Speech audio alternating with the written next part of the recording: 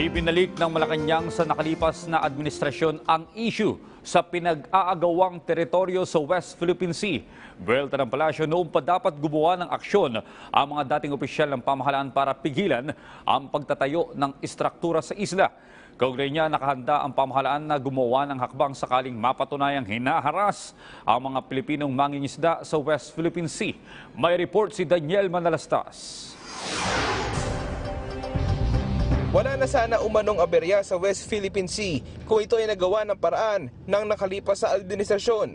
Sagot ito ng palasyo sa naghain sa International Criminal Court na reklamo laban kay Chinese President Xi Jinping na sina dating Foreign Affairs Secretary Albert Del Rosario at dating Ombudsman Conchita Carpio Morales. Ayon sa Malacanang, ang hakbang ng dalawang dating opisyal ay may halong politika. Secretary of Foreign Affairs, when China was still starting to build structures half the size of a basketball court, he was already informed officially on that.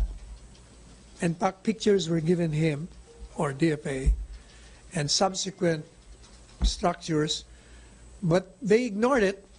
He ignored it because he, according to my source, he doesn't want to rock the boat. That's why I told my source, I need documents. I need communications from your group to DFA. I need pictures that you have given them. I need official response coming from Del Rosario. Because if that is true, then, mali. Bakit noon hindi ka naggumalaw, ngayon ka lang naggagalaw?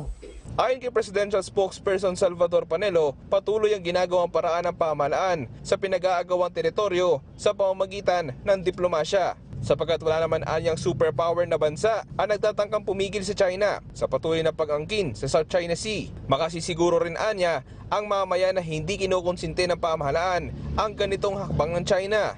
This time nakatayo na, nagka-problema. Ubod na ng laki ang Sir, nakatayo pero doon. dinadagdagan po Meanwhile, nila. the President is using negotiation, diplomatic negotiation. Kasi nga, wala nga magka-enforce eh. Walang malakas na kapangyarihan na gustong mag-enforce. Una-una, the court itself, how can it enforce? Wala naman siyang army to enforce it. Samantala, pinalagan ng palasyo ay pinapakalat na video ni makabayan senatoriable Nery Colmenares kung saan pinapakita rito na inaabuso ang mga mangingisda sa West Philippine Sea. Ayon kay Panelo, posibleng ang video ito ay matagal na at binubuhay lamang ni Colmenares. Mas maayos na anya ang lagay ng mga mangingisda ngayon sa West Philippine Sea dahil sa patuloy na pakikipagnegosasyon ng pamahalaan sa usapin. As far as I Because know, their hindi sila tinataboy more noon. urgent. Noon yun, nung mga panahon, natigil na nga.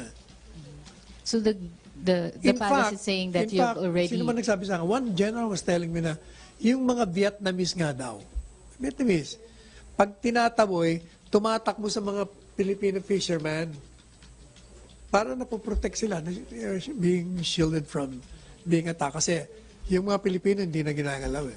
Daniel Manalastas para sa Bayan.